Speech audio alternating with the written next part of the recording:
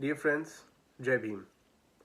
To all the Ambedkarites who are in the Gulf region, more specifically to my fellow Ambedkar International Mission Sathi, a very warm wishes of Baba Sahib Ambedkar's birth anniversary, famously known as Bhim Jayanti.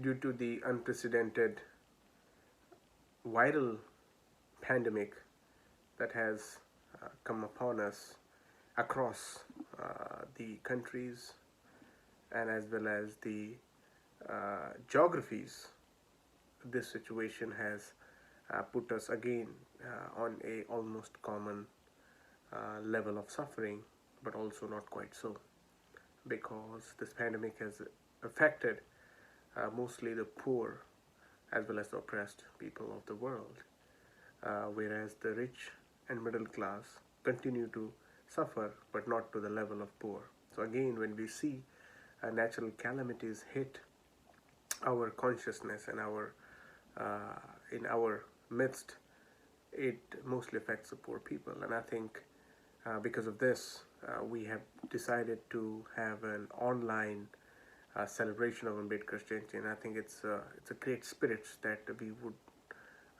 are actually presenting ourselves, that we will not be intimidated and will not be shut down, even though any uh, problems or any measure of uh, barriers that are being imposed upon us. We will still continue to fight back, and I think celebrating it, the Jayanti on an online platform is one of the ways for us to cope and as well as for us to challenge the uh, the natural as well as sometimes not natural calamities and problems that has been imposed upon us.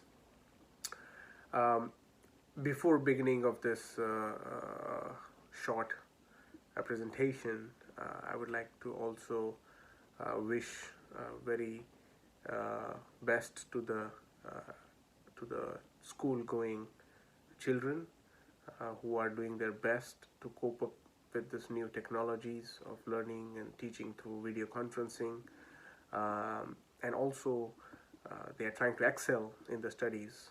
This is also a very warming moment for us to see across the world that people who have access to technologies, good broadband, and the necessary requirements for one to participate in a online educational curriculum, you are doing very great, and I think that deserves a commendation. Everybody around you should appreciate what you're doing, but also we should now appreciate the parents who are not only doing work but also they are around you, supporting you, encouraging you, and they are providing all they can in the best of their abilities. So I think it's about time on this Jayanti where the kids and parents spend some time together mediating about the value and importance of each other in their respective lives. Um, and I think this pandemic has given us the reason to appreciate and acknowledge more such uh, humane practices that we are having amongst us. Moving beyond family, we'll also have to pay uh, adequate attention to the family, extended relatives, and friends who form very essential part of our life.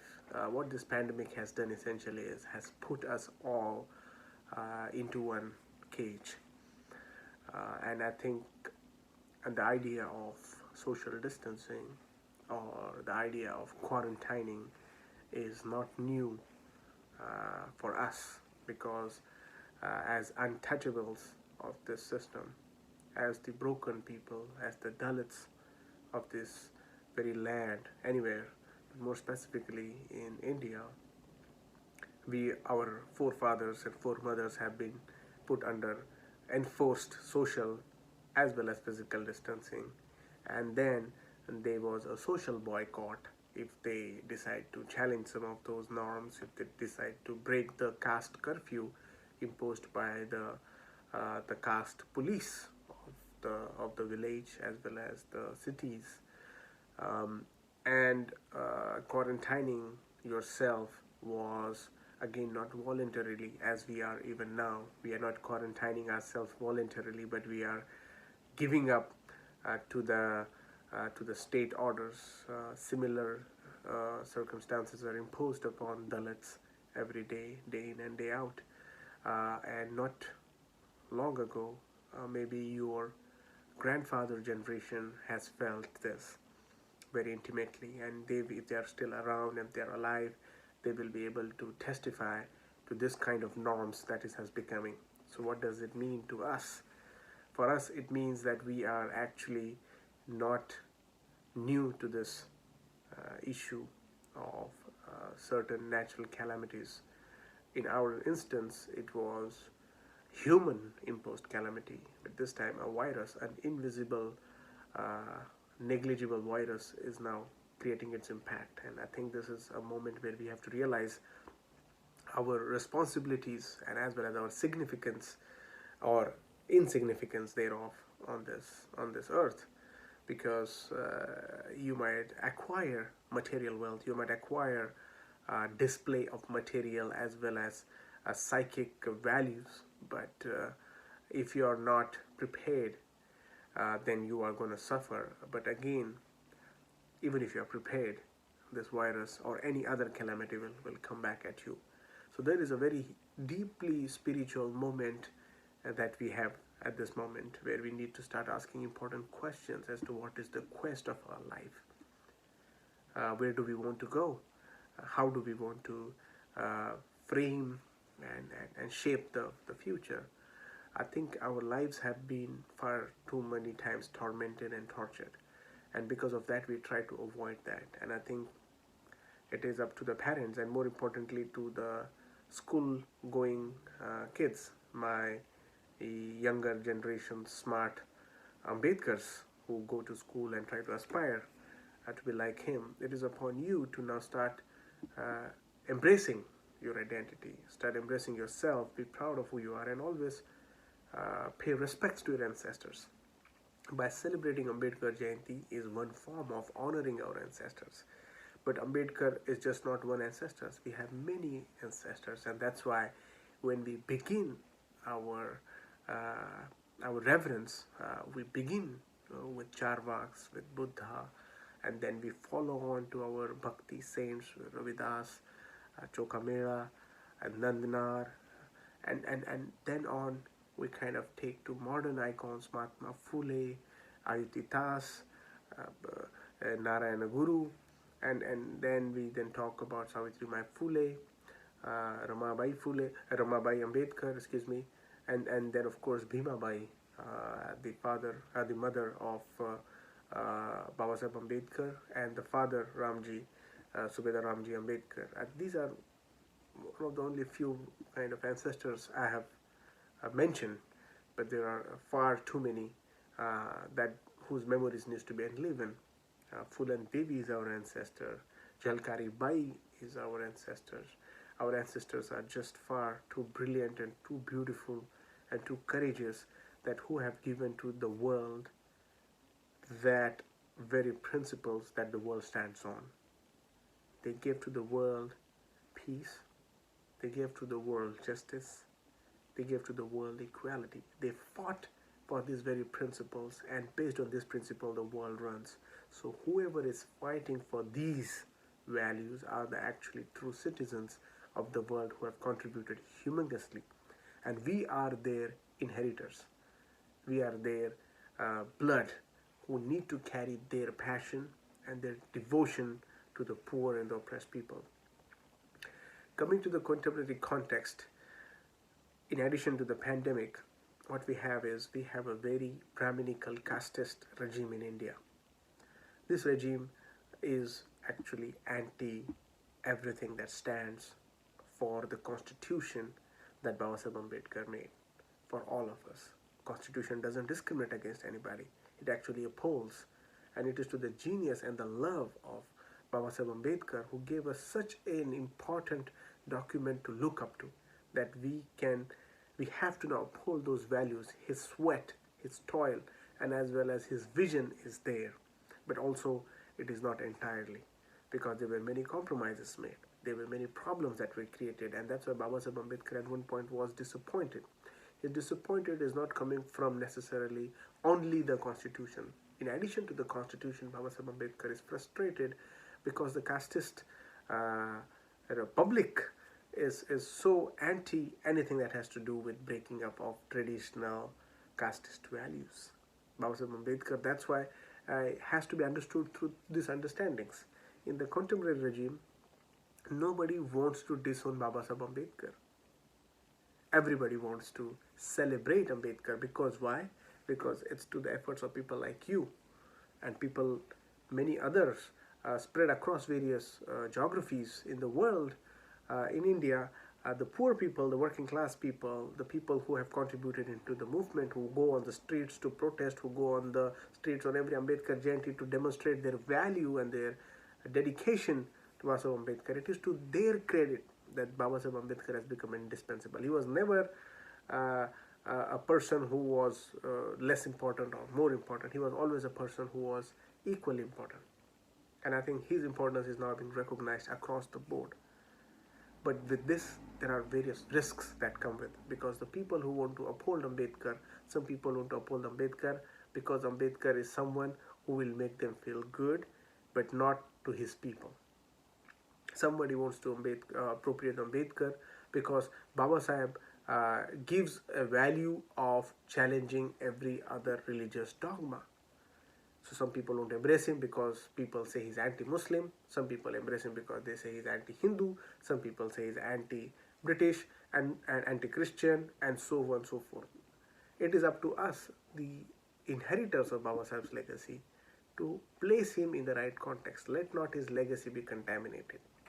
And for that to happen, we have to start critically thinking like Baba Sahib. If we think like Baba Sahib, then we will think the things he has not done, or he was unable to do, or they were things that there were some lacunas or loopholes even in his own understanding of certain issues. Because if you have to think like Baba Sahib Ambedkar, you have to be courageous. You have to be willing to challenge, and you should be able to put yourself in front of any force that will attack you, but you will stand for the real truth and the values that you want to inculcate in your in your younger as well as other generations that have not yet taken birth. Currently, the BJP government has actually taken away all the important rights that were given. Scholarships have been slashed. You see, since the government has come in 2014, all our rights have been sent to dogs. Yet, I do not see any concrete movement run by Ambedkarites in foreign country. Ambedkarites in foreign country have become the middle class Ambedkarites who are just going to put their $100 or whatever currency you work with and feel like they have done their part. We cannot do charitable works. This is not about charity. You are beggars, because we don't own industries. We don't own important resources. We don't own anything significant. All we do is we have jobs, and jobs is the service delivery sector, or at the most providing certain forms of skills to that industry. We are not owners. So let's not get into the dream of becoming charitable workers. Let's get into the movement. So if you become a movement worker, then you can actually envision an appropriate thought towards this. And for that to happen, we need to align ourselves with an organizations that are based in India. Now, someone will have a problem with one organization, someone will have a problem with other organization. Those problems are always going to continue, but you will have to commit to one organization or two or three, whichever you feel like, and be part of them. You cannot expect a change by becoming a spectator. Then you and other Brahmins and the casteist people will have no difference, because they also want to have a change without participating. For us to change the situation is a question of life and death. It is the question of your children. What kind of world do you want them to live in? You might be like a cat who is closing the eyes and drinking the milk. The world is still watching you. We can still think that we are living in a luxurious life. Our kids go to English medium schools, they speak good English. That would not mean anything, because the sooner they get older, they will start realizing what is their background. And a person which is having no foundation of his or her background, is a person who will go like an empty slate. Anybody will write and draw anything, and they will declare themselves or herself as, or whoever has written onto it. It should not happen. I think it's up to our responsibility to tell the stories of our glorious past and actually ask them to embrace. Today, our movement has gone into several backfoots, as well as there are various setbacks, and that's why we see there is no concrete international Ambedkarite movement that is active, that is challenging the current government or any other casteist forces. There are no statements, there are no negotiations with United Nations bodies or anything, because it is the question of a 17-year-old girl in Gujarat who was brutally raped and hanged to death in Madasa. It is the essence of a boy who went to Tamil Nadu during this pandemic, and he was killed by his in-laws just because he belonged to different caste. These are the real issues, and the people who are walking hundreds and hundreds of miles in India are the people who are majority belonging to Dalit and Adivasi backgrounds. So we have a lot of responsibilities. We should not follow what the Brahminical media is telling us. Brahminical media will make you think you are a terrorist. And when you think yourself as such, they will portray your negative characterization. They will portray you as someone who is anti-national. They have no right to do. If you are Ambedkarite, you are 100% Indian, you are 100% national. Because if you are Ambedkarite, you believe in the values of your ancestors who were born here, who were not invaders. If you are a Buddhist, how much more can Indian you be? But again, these are all minuscule identities. It means nothing. National boundaries are created by thugs. Nobody has any investment in it, because everybody wants to have a good and decent life. It doesn't matter where it is. We are devoted to our motherland just because it is our motherland. It is where our ancestors have toiled. But let nobody come and tell us that you are less of an Indian or more. And I think we should not fall into that trap. So avoid watching all this media crap, and try to get more information from ground, and try to connect with the most poor person of our community. You cannot be patronizingly condescending to poor people. I see many people in the diaspora who are just having little bit more salary, but their mind is still like a beggar. So when a poor Dalit asks them from the same community for some help or some guidance or some counsel, they do it as if they are doing a favor. They do it and they announce to the world. They do it and they ask the person to behave in certain way. You are not here to do that. You cannot be a next Brahmin within the community. You should do it because it's your responsibility. You should do it because you were the same person few years ago. You should do it because that's what being Ambedkarite means. Ambedkarite means is to going to the bottom and going with the perspective of paying back to society with the responsibilities. There are many issues we can continue to talk about, but also we should pay attention to what is happening with the current government framing Professor Anand Teltumde as one of the Naxals, which means you can tomorrow fight for human rights, and tomorrow the government doesn't like you, it will frame you as Naxal, and then you will have to end up defending. This is a serious threat, and that's why I say the Dalits, the Ambedkarites of this nation are not free. They need a freedom that is based on constitutional values. Now one can say, I bow to Constitution and I pray to Constitution, but not upholding the values of the Constitution. And you can see that has happened through reservation, the Uttarakhand government, what it has done recently, and with the Supreme Court giving a judgment that it need not be necessarily the reservation in promotion. And all these anti-constitutional measures keep taking place. More importantly, we have to pay attention to owning of resources. We need to own our industries, we need to own our land, we need to own media, and we need to create resources. And for you to do that, you need a very devotional attitude. I think the devotional attitude will come when you will devote your kids to a very specific vision that is rooted in the future of your own community. I once again wish you very best on Baba Saheb Ambedkar Jayanti. I hope this Jayanti again gives us more occasion to read books. I'm reading books. Actually, I'm reading the biography of Baba Saheb Ambedkar on this Jayanti. I'm going to read the biography by Changdev Khairmode. It is in Marathi. And then again we have in English version few other biographies. In addition to that, I'm also planning to read some literature on caste, some academic as well as non-academic literature on caste, because caste means many things. In addition to that, I plan to watch some documentaries which are going to talk about history, and there are excellent documentaries. I am also going to watch a documentary on how capitalist countries exploit poor people, as well as how companies and corporations run the world on account of our labor and our sweat. Um, and I have some interviews I have to give to media, so I need to prepare for that as well.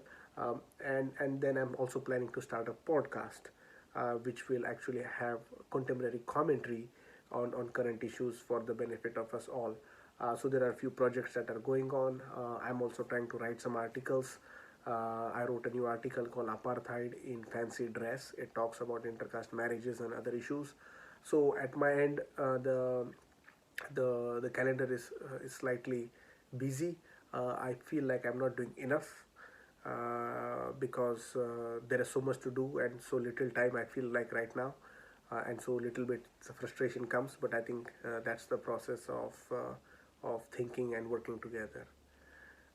Once again, Jai Bhim.